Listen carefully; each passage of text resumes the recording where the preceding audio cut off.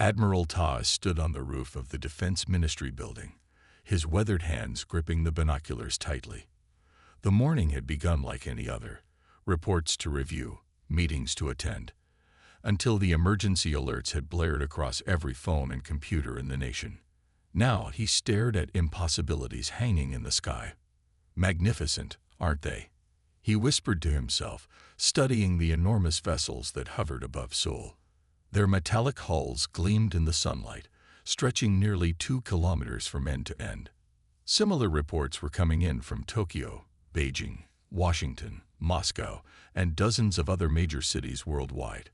The vessels maintained perfect position despite Earth's winds and weather patterns. The door to the roof access swung open. Commander Joy hurried toward him, her uniform crisp despite the chaos unfolding below. The streets were filling with panicked civilians, and military vehicles were beginning to establish perimeters around the city center. "Admiral, the Security Council is assembling. Your presence is requested immediately," she said, her voice remarkably steady. Ta lowered his binoculars. "What do we know so far?" "Very little. The objects appeared simultaneously across all continents approximately 47 minutes ago. No hostile actions yet, but they've positioned themselves above population centers." Ta nodded and followed Ji to the elevator. As they descended, his mind raced through scenarios he had only ever contemplated in theoretical exercises. First contact, the moment humanity had debated for centuries. The war room was already packed when they arrived. Military officers from all branches huddled around displays showing the vessels from different angles. Intelligence analysts typed furiously at workstations, while communication specialists monitored global frequencies. General Min approached them immediately. "Admiral, we've just received a transmission. It's being broadcast on all frequencies, in all languages, simultaneously." "Show me," Tide ordered. The main screen flickered to life. The being that appeared looked almost human, but with subtle differences: skin with a slight bluish tint, eyes spaced wider apart, no visible hair. It wore what appeared to be a formal uniform with unfamiliar insignia. "People of Earth," the being began, its voice translated perfectly into Korean. "I am Ambassador Yulo of the Galactic Hegemony, representing the united civilizations of over 3,000 star systems. Your world has been monitored for some time, and we have determined that you have reached a sufficient level of development to be formally acknowledged." The room fell silent as the message continued. "The hegemony brings order and prosperity to all worlds under its protection. Your planet, designated as Terra 3, is hereby offered the opportunity to join our great alliance as a probationary member world. This requires your immediate submission to hegemony authority and acceptance of our governance structure. Your existing nations will be permitted to maintain internal administration under our oversight." Commander Jui inhaled sharply beside Ta. The ambassador's tone shifted, becoming colder. "Should you decline this generous offer, we are obligated to inform you that unsupervised technological development is considered a threat to galactic stability. Refusal will necessitate immediate containment measures. You have 24 Earth hours to deliver your world's unified response. We await your wise decision." The transmission ended, leaving the war room in stunned silence. "They're demanding our surrender," Jai stated, her voice cutting through the quiet. "Complete submission, or they'll attack." Tai studied the frozen image of Ambassador Yulo on the screen. "Has the president been briefed?" "She's on her way to the United Nations emergency session now," General Min replied. "All world leaders are converging on New York." Tai turned to the room. "I want everything we have on these ships. Energy readings, material composition, communication patterns. If they sneeze, I want to know about it." The next 6 hours passed in a blur of activity. Reports flowed in from military and scientific installations worldwide. The alien vessels maintained their positions, taking no further action. Preliminary analysis suggested their technology was far beyond Earth's capabilities. Their hulls contained unknown alloys, and their propulsion systems defied current understanding of physics. By evening, President Han was addressing the hastily assembled United Nations Security Council. Todd watched the broadcast from the war room, noting the careful composure she maintained despite the circumstances. "We have received the communication from the entity calling itself the Galactic Hegemony," President Han stated to the assembled world leaders. "While we acknowledge their presence and wish to establish peaceful dialogue, the terms presented are unacceptable. No sovereign nation can simply surrender its independence to an unknown power." Murmurs of agreement echoed through the assembly. "We therefore propose to respond as follows.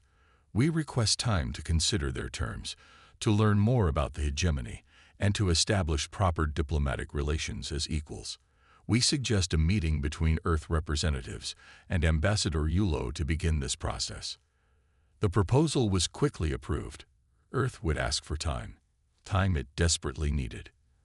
As soon as the broadcast ended, Tay's secure phone buzzed. President Han's voice came through clearly. "Admiral, have you initiated Protocol Sunfire?" "Not yet, Madam President. Awaiting your authorization." "You have it. Full activation, effective immediately." Todd felt a chill run down his spine. Protocol Sunfire was the contingency plan that few people knew existed. A global defense initiative developed in secret by a coalition of nations following the recovery of a crashed alien craft in 2037. For nearly 20 years, Earth's major powers had been reverse engineering alien technology and building hidden defenses, all while maintaining the public appearance of a planet just beginning to reach beyond its own moon. "Understood, Madam President. May I ask about the diplomatic proposal?" "A distraction, Admiral. Give me time to get our pieces in place." Ta ended the call and turned to Commander Je. "Initiate Protocol Sunfire. Authorization code Ta Victor 97 Echo." Je's eyes widened momentarily before she composed herself. "Yes, Admiral." She moved to a separate terminal and began entering commands. Across the globe, signals activated dormant systems. Deep within mountain ranges, beneath ocean floors, and disguised as ordinary satellites in orbit, Earth's hidden arsenal began to wake up. Quantum-shielded communication networks bypassed conventional channels, linking military commanders who had trained for this moment. In the Nevada desert, Dr. Park's team powered up the prototype gravity weapons developed from the crashed ship. Beneath the Antarctic ice, General Hume's soldiers prepared the energy shield generators. In orbit, disguised as weather and communication satellites, kinetic strike platforms silently oriented toward the alien vessels. Admiral Ta stared at the global map as green confirmation lights began appearing at strategic points worldwide. Humanity had been preparing for this possibility longer than the hegemony realized. They had classified Earth as a developing world, unaware of the technological leaps made in secret. "They think we're helpless," Ta said quietly to Ji as they watched the Sunfire systems come online. "They expect us to beg for mercy or fight with primitive weapons." Ji nodded, her expression grim yet determined. "Their mistake, Admiral." As night fell over Seoul, the alien ships continued to hover, their lights forming constellations against the dark sky. Below them, humanity prepared for either the greatest diplomatic achievement in history or the first interstellar war. Either way, Earth would not submit without a fight. The steady hum of machinery echoed through the vast underground chamber. General Quan paced slowly across the polished floor, his footsteps barely audible amid the activity surrounding him. A kilometer beneath Mount Hala, South Korea's highest peak, lay humanity's best-kept secret, a technological marvel hidden from both Earth's general population and the unwelcome visitors currently hovering above major cities worldwide. Quan checked his watch. 18 hours had passed since the hegemony's ultimatum. The clock was ticking. "General, the primary capacitors have reached 90% charge," reported a young technician, not looking up from her station. Quan nodded but said nothing. He moved to the center of the command platform, where a three-dimensional holographic display showed the 6 quantum cannons being prepared for potential deployment. Each cannon was the result of decades of reverse engineering, built from technology recovered from a downed alien scout ship that had crashed in the Yellow Sea in 2037. The world's powers had made a rare unanimous decision then: keep the discovery secret, learn from it, and prepare for the day its makers might come looking. That day had arrived. "Status report," Quan demanded, his voice cutting through the controlled chaos of the facility. Colonel Du, his second-in-command for the past 5 years, approached with a tablet in hand. She was calm and collected, despite the extraordinary circumstances. "Orbital defense grid is online, sir. All 87 platforms are functioning at optimal capacity," she said, handing him the tablet. "The aliens still think they're just communications satellites." The screen showed a network of what appeared to be ordinary satellites in various orbits around Earth. To any observer, human or alien, they looked like standard communication, weather, and research equipment. In reality, each contained advanced weapon systems, shielding technology, and thrust capabilities far beyond what humanity publicly acknowledged possessing. "Any indication they're scanning our orbital assets?" Quan asked. "Yes, sir. Preliminary data suggests they've performed 3 complete sweeps of our near-Earth orbit," Colonel Du replied. "Our cloaking systems are holding. As far as their instruments can tell, we're exactly what we appear to be." Across the command table, Dr. Song looked up from her console, her eyes bright with a mixture of excitement and concern. She had been among the first scientists to work on the crashed ship all those years ago, and at 62, remained the leading expert on alien technology. "General, I've analyzed the hegemony scan patterns," she said. "Their scans show they've classified us as pre-spaceflight, a Category 1 civilization in their system. They know we've reached our moon and sent simple probes to nearby planets, but they have no idea what we're capable of." Quan allowed himself a thin smile. "Their arrogance will be their undoing." He moved to a separate display showing real-time footage of the alien vessels positioned above Earth's major cities. The massive ships maintained their threatening positions, dark shadows over metropolitan areas home to billions of humans who had gone from their normal lives to facing possible extinction in less than a day. "What about the weapons?" Quan asked. A tall, lanky man in a lab coat approached from a monitoring station. This was Dr. Ba, the quantum physicist who had made the breakthrough in adapting alien energy systems to human engineering. "The quantum cannons are fully operational," Dr. Ba reported. "We've successfully conducted silent tests on cannons 2 and 5. Energy output exceeds our projections by 12%. Quant nodded. "And the targeting systems?" "Calibrated and ready, sir. We can hit any of the ships with precision to within 3 meters, even at their current altitude." Colonel Du cleared her throat. "Sir, I should note that using the quantum cannons would reveal our position. Mount Hala would likely be targeted immediately in any counterattack." "I'm aware, Colonel," Quan replied. "That's why they remain our last resort. The orbital platforms will be our first line of offense, if it comes to that." A young officer hurried over from the communication station. "General, we're receiving a priority transmission from Admiral Ta. The United Nations has delivered its response to the hegemony." The command center fell silent as all eyes turned to the main screen. The image shifted to show the UN Secretary-General standing at a podium, flanked by leaders from major world powers. President Han of South Korea stood among them, her face a mask of diplomatic calm. "We, the United Nations of Earth, have received the communication from the Galactic Hegemony," the Secretary-General stated. "We thank Ambassador Yulo for making contact and express our desire for peaceful relations between our civilizations. However, we require additional time to fully consider the terms offered. Earth has many nations, languages, and governing systems. We request a grace period of 14 Earth days to properly discuss and consider your proposal." The transmission cut to Ambassador Yulo's face, his alien features betraying what seemed like impatience or perhaps contempt. "Your request has been received. The hegemony acknowledges the primitive nature of your governmental structures. We will grant you 7 Earth rotations to reach your decision." During this time, our vessels will remain in position as a reminder of our presence. We suggest you use this time wisely." The screen went dark, and the command center erupted in hushed conversations. 7 days, Quan muttered. "Better than we expected." Dr. Song joined him, her voice low. "It's enough time to complete the defensive shield deployment around our major population centers." Quan nodded. "How long until the hangar facilities are ready?"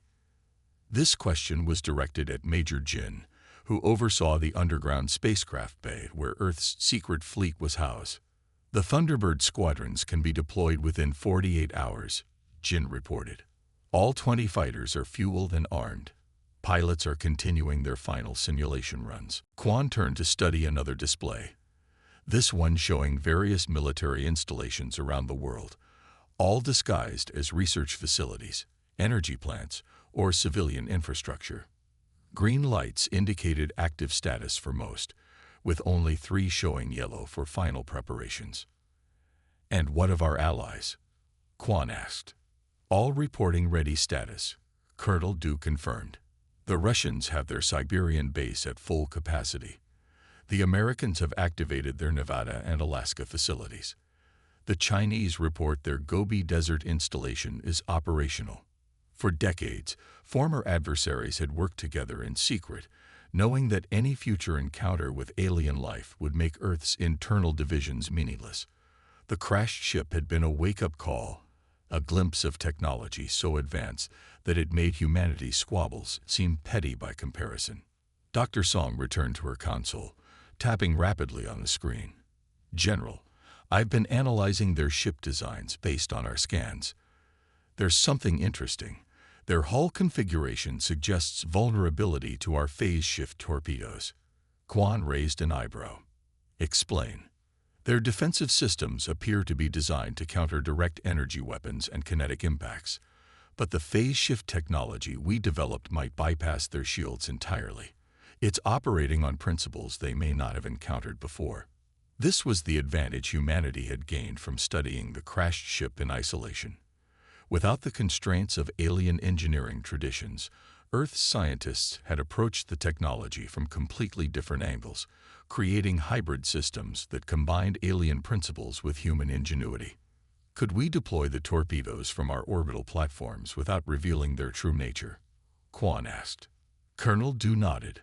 "The delivery systems are designed to appear as maintenance drones until the moment of attack."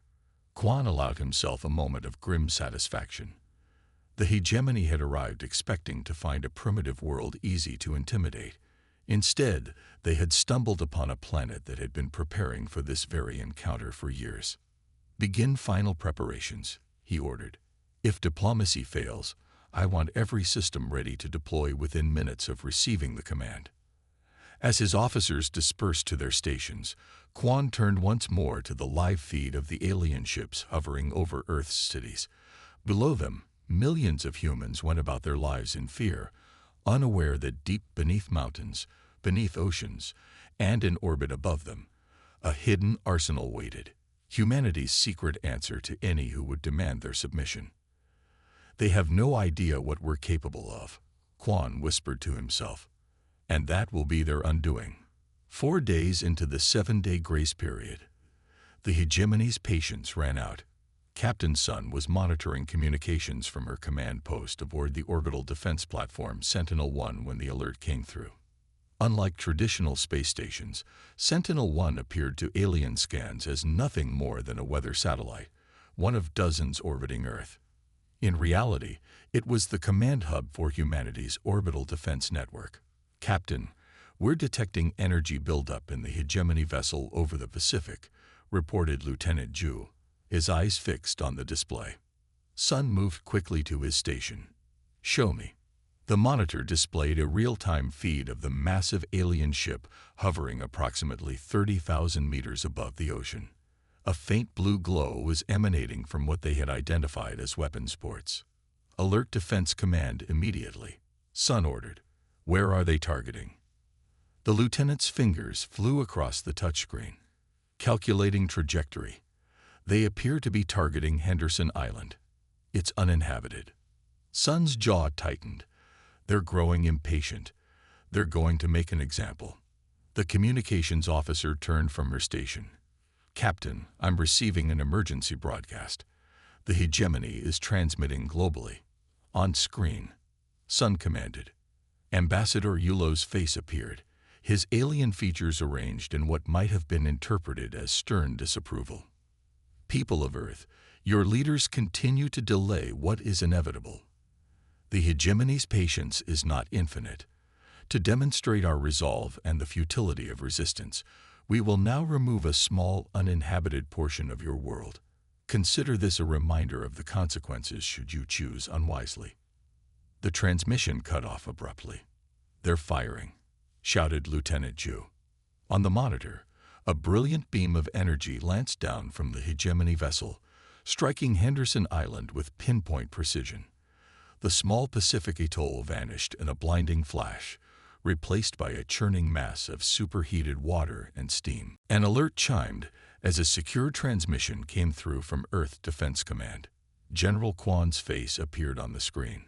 Captain Sun, you've witnessed their demonstration. Yes, General. Henderson Island has been completely vaporized. Kwan's expression remained stoic, but his eyes hardened. The Security Council has made its decision. Protocol Sunfire is now fully authorized. You have permission to execute Operation First Strike. Sun took a deep breath. This was the moment everything had been building toward since the discovery of the crashed alien craft years ago. Understood, General. Commencing Operation First Strike. She ended the transmission and turned to her crew. Battle stations. Initiate defense platform activation sequence. Throughout the command center, officers moved with practiced efficiency, despite the gravity of what they were about to do. Humanity's first act of interstellar warfare. Sun opened a channel to all 11 hidden orbital platforms. This is Captain Sun.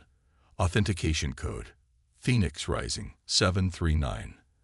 Activate weapon systems and deploy concealment shields. Across Earth's orbit, satellites that had appeared dormant suddenly hummed to life. Outer panels slid away to reveal weapon ports, while sophisticated cloaking technology kept their true nature hidden from hegemony scans just a few seconds longer. Targeting solutions locked on primary vessels over Beijing, New York, and London, reported the weapons officer. Sun settled into her command chair, her posture perfect, her mind clear. Years of training for this very scenario allowed her to act without hesitation. All stations, fire. 12 simultaneous beams of concentrated energy, based on technology reverse-engineered from the crashed alien ship, but modified by human innovation, lanced across space. The hegemony, believing Earth to possess no space-based weapons, had maintained minimal shielding on their vessels.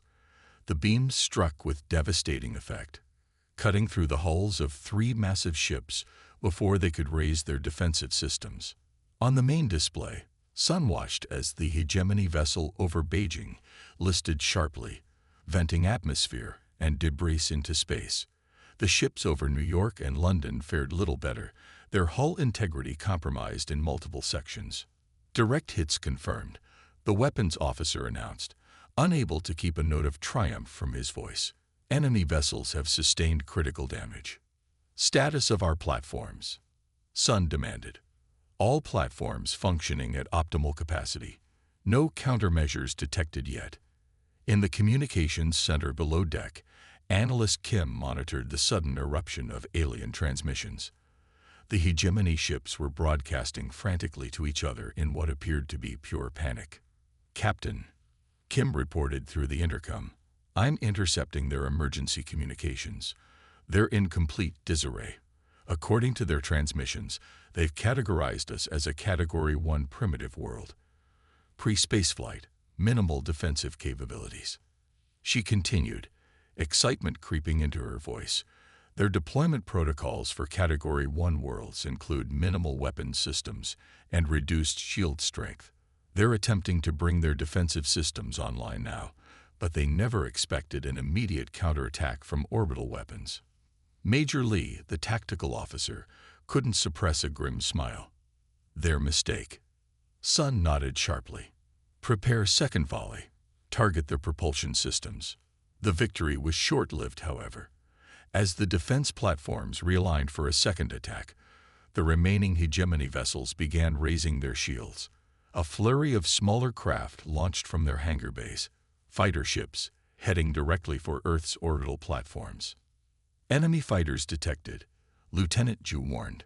47 craft approaching, armed, and on intercept trajectories. Sun activated the ship-wide communications. All personnel prepare for defensive engagement. Deploy countermeasures and activate point defense systems. She opened a channel to Earth Defense Command. General Quan, our initial strike was successful. 3 enemy capital ships critically damaged. However, they're deploying fighter craft toward our positions. We've lost the element of surprise. Quan's reply was immediate. Understood. Initiating Phase 2. Thunderbird squadrons are launching now.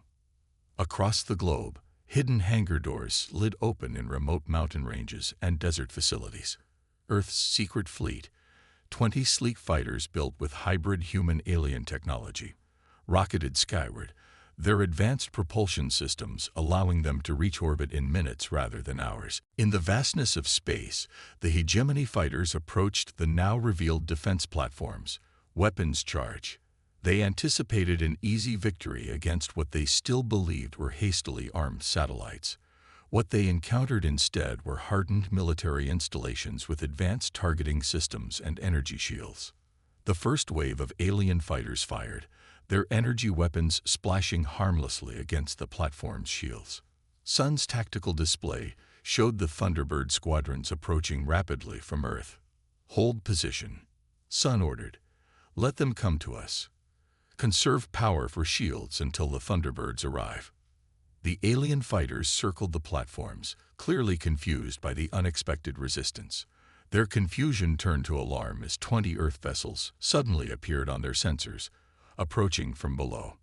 The Thunderbird fighters, piloted by Earth's best, engaged the alien craft with weaponry the hegemony had never encountered before. Phase-shifted energy torpedoes that passed through conventional shields as if they weren't there. From her command chair, Sun watched the battle unfold. The initially outnumbered Earth forces were holding their own, the element of surprise still working in their favor. But she knew this advantage wouldn't last. Captain, Lieutenant Ju called out, the damaged hegemony vessels are retreating to higher orbit. The undamaged ships are repositioning. On the main screen, the massive alien ships were indeed moving, pulling back from Earth's atmosphere and clustering together in a defensive formation. Analyst Kim's voice came through again. Captain, I'm still monitoring their communications.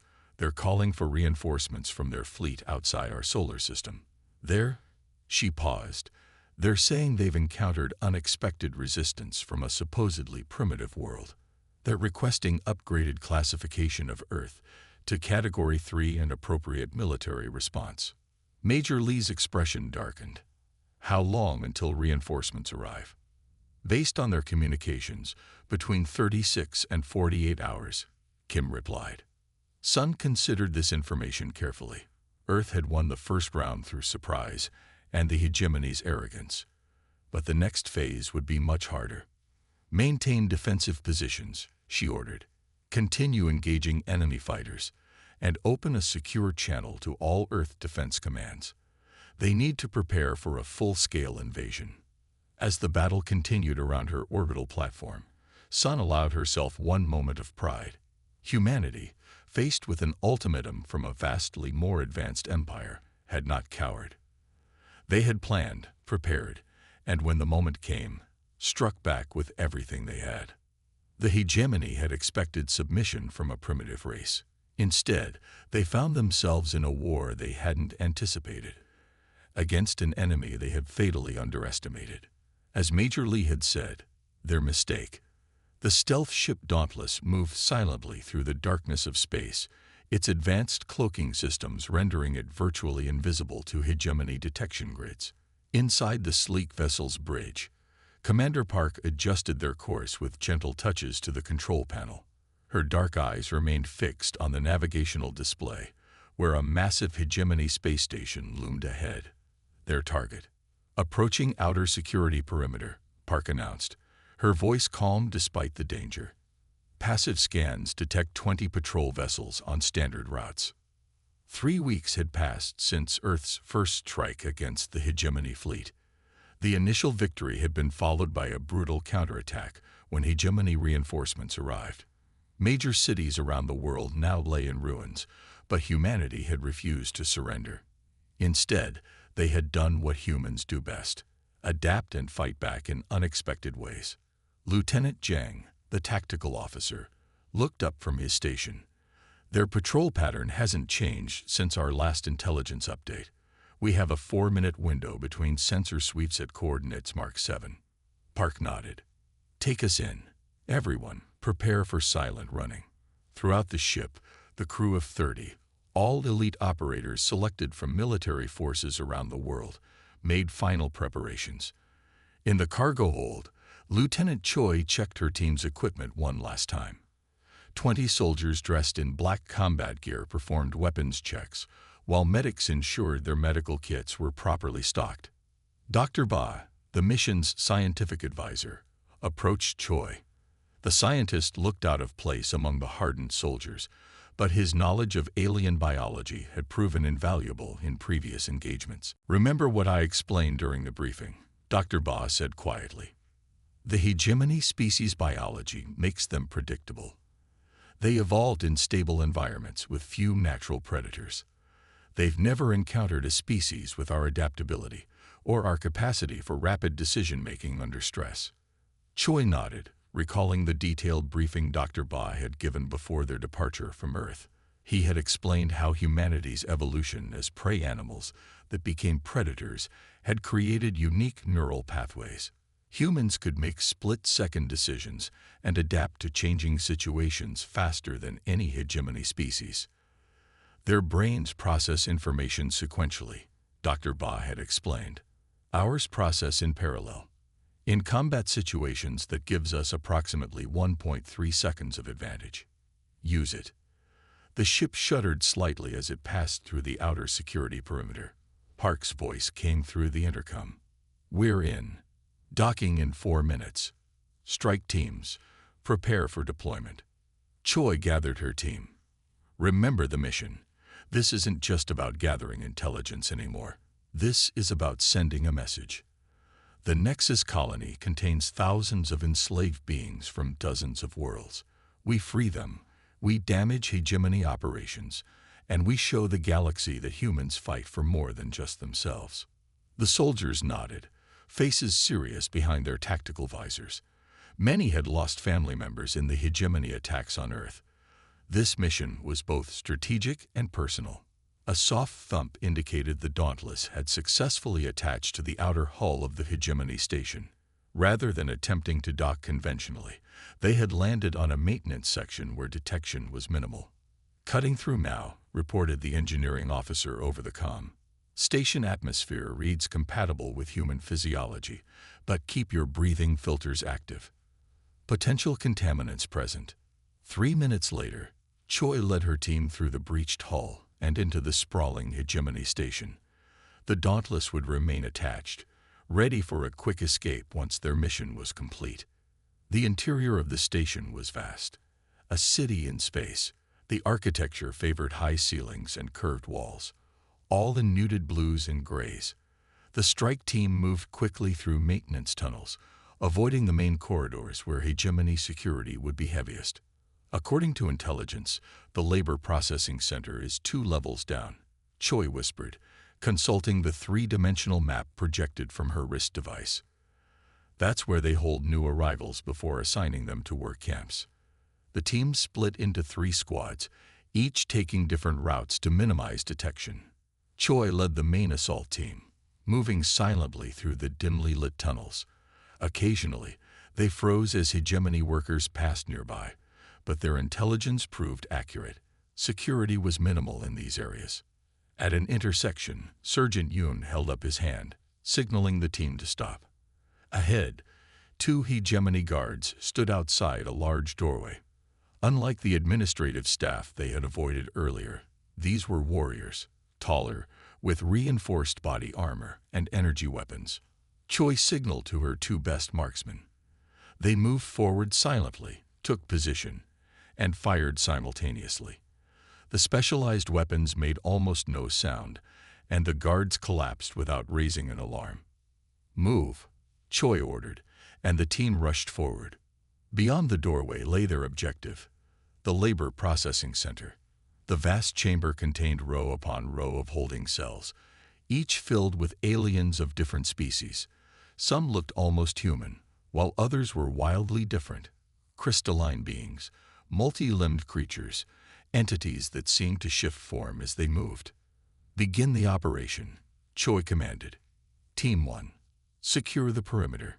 Team 2, start releasing the prisoners. Team 3, access their central computer.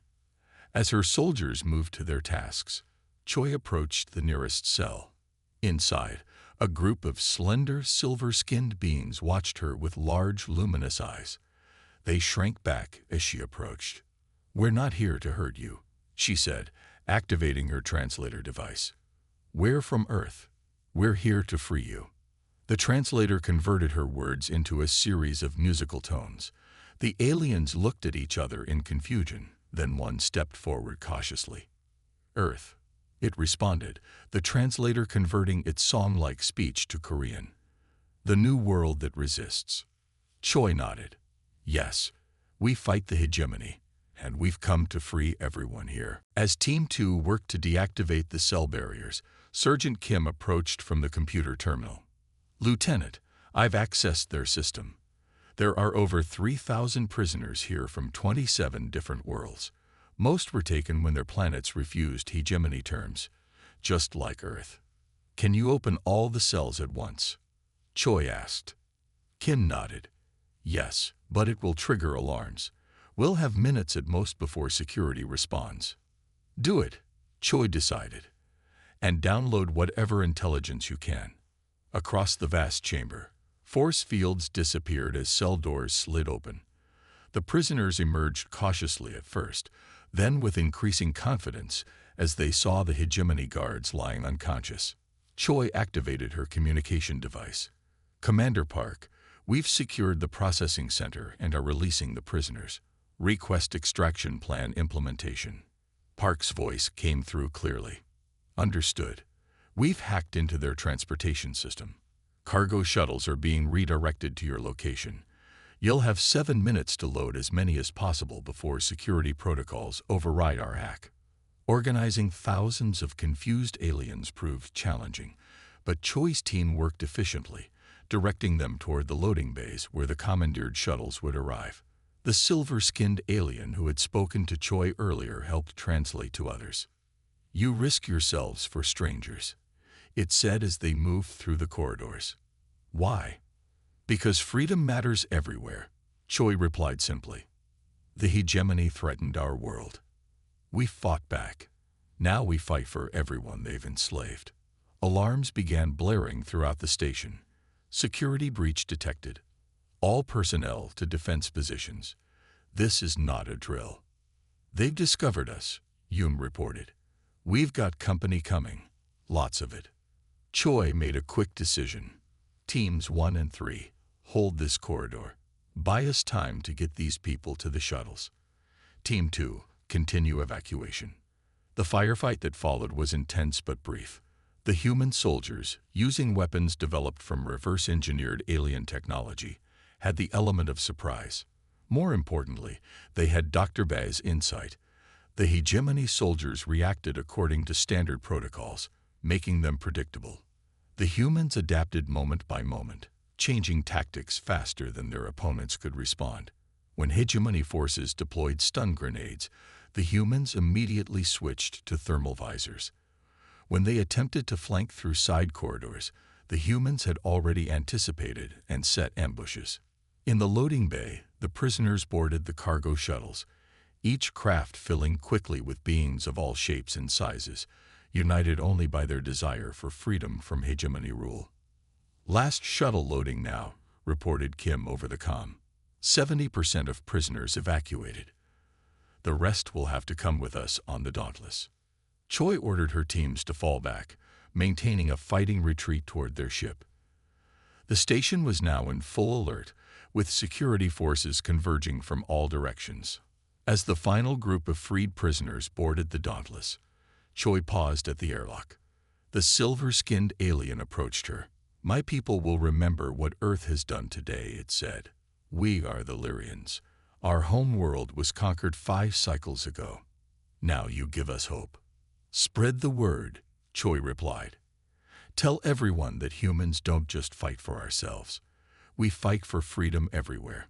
The hegemony's days of easy conquest are over." As the Dauntless detached from the station and activated its stealth systems, Commander Park set course for the rendezvous point where the cargo shuttles would meet them. From there, they would escort the freed prisoners to a safe haven, a moon in a nearby system where other resistance forces had established a base. In the ship's medical bay, Dr. Bai treated the few casualties they had sustained. "It worked exactly as I predicted," he told Choi. "Their response times were 1.2 to 1.5 seconds slower than ours in novel situations." Choi nodded, her mind already on their next mission. "We should share this intelligence with all Earth forces. If we understand their limitations, we can exploit them consistently." Within days, word of the Nexus raid spread throughout hegemony space, not through official channels, but through whispers among subjugated populations. Humans, the newest species to be targeted by the hegemony, had not only resisted but had struck back, freeing slaves and demonstrating that the mighty empire was vulnerable. The message was clear. Humans weren't just fighting for Earth, but for freedom throughout the galaxy. And for the first time in centuries, the oppressed dared to hope. Admiral Ta stood motionless at the viewport of the ESS Phoenix, Earth's flagship. Before him stretched a sight no human had imagined possible just 1 year earlier, the combined fleet of the Galactic Liberation Alliance. Ships of dozens of designs and origins hung in the void, their running lights creating a tapestry of colors against the blackness of space. Beyond them loomed Hegemony Prime, the capital world of the empire that had threatened Earth with subjugation. "Admiral, the Lyrian vessels are reporting ready status," reported Commander G, her uniform bearing the scars of countless battles over the past year. "Their fleet commander sends his personal regards." Ta nodded. The Lyrians had been among the first alien species to join humanity's resistance after Lieutenant Choi's raid on the Nexus colony. What had begun as Earth fighting alone for survival had transformed into a coalition of formerly subjugated worlds united by a common cause, freedom from hegemony rule. "And the Vexcar battleships?" Tai asked. "In position, sir. All 16 have their primary weapons locked on the orbital defense platforms." The bridge of the Phoenix hummed with focused activity. Officers monitored their stations, coordinating the movements of the largest fleet ever assembled in the galaxy's history. Through the viewport, Ta could see the distinctive crystalline structures of the Vexcar ships, the sleek silver hulls of Lyrian vessels, the massive organic-looking craft of the Zhou Collective, and dozens of others.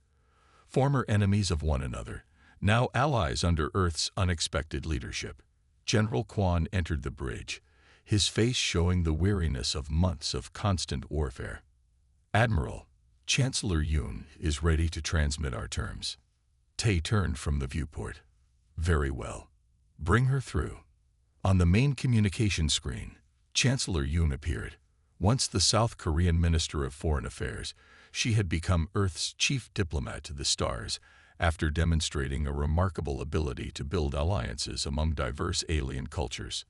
"Admiral, are we prepared for either outcome?" she asked, her expression solemn. "We are, Chancellor. If they accept our terms, we stand down. If they refuse..." He left the sentence unfinished. Everyone knew what would happen if diplomacy failed. Yun nodded. "Then let us hope they choose wisely. I'm ready to begin transmission." "Open a channel to the Hegemony Palace," Tide ordered. The communications officer worked her console. "Channel open, sir. Broadcasting on all hegemony frequencies." Chancellor Yun squared her shoulders and looked directly into the camera. "Attention Emperor Malex and the High Council of the Galactic Hegemony. I speak for the united forces of the Galactic Liberation Alliance. Your empire stands at a crossroads. The combined fleet above your world represents 32 formerly subjugated species who have chosen to stand together against tyranny. She paused, allowing her words to sink in. 1 year ago, your ships appeared above Earth, demanding our submission. You believed us primitive and helpless. That was your first mistake. Your second was assuming that the countless worlds you have conquered over centuries would remain docile once shown that resistance was possible.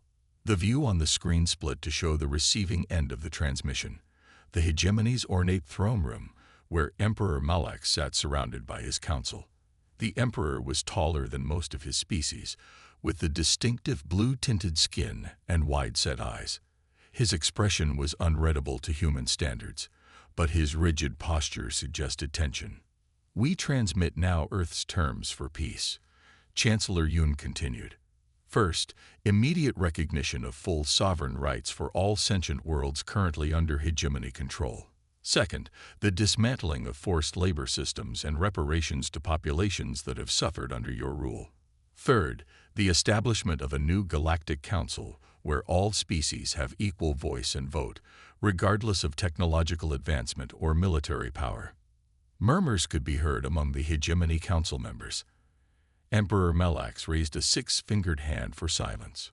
These terms are unprecedented, he responded, his translated voice carrying a note of disbelief. You would dismantle an empire that has maintained order across thousands of star systems for millennia. An order built on subjugation is no order at all, Yoon replied firmly. The choice before you was simple: adapt to a new reality of cooperation between equals, or face the combined might of those you have oppressed. Your orbital defenses cannot withstand our fleet, as your military advisors have surely informed you. On the bridge of the Phoenix, Admiral Ta watched the exchange with outward calm. Inwardly, he marveled at how far humanity had come. When the hegemony ships first appeared above Earth, many had feared the end of human civilization. Instead, it had led to humanity's emergence as a galactic power, not through conquest, but by becoming the catalyst for freedom. The Emperor conferred quietly with his advisors. The minutes stretched, tension building on both sides. Finally, he turned back to the transmission. The hegemony has stood for 50,000 years, Emperor Malak said slowly. Our ways have ensured stability and progress. Your ways have ensured suffering for countless beings. Yoon countered. Progress at the cost of freedom is no progress at all. More hushed conversation among the council. Then, remarkably, the emperor rose from his throne and performed what appeared to be a formal vow. We will accept your terms, he announced. The Hegemony Council votes to transform our empire into the cooperative body you describe. We choose evolution over destruction. A cheer erupted on the bridge of the Phoenix. Admiral Tai raised his hand for silence, his eyes still fixed on the screen. A wise decision, Emperor. Chancellor Yoon responded. Representatives of all member worlds of the Alliance will convene on neutral ground to draft the new Galactic Charter.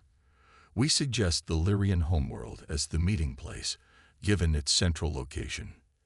Agreed, said the Emperor. The Hegemony fleet stands down. We await your delegation. As the transmission ended, the bridge crew broke into spontaneous applause. Commander Ji approached Admiral Ta, her eyes bright with emotion. It's over, she said quietly. We won. Ta shook his head.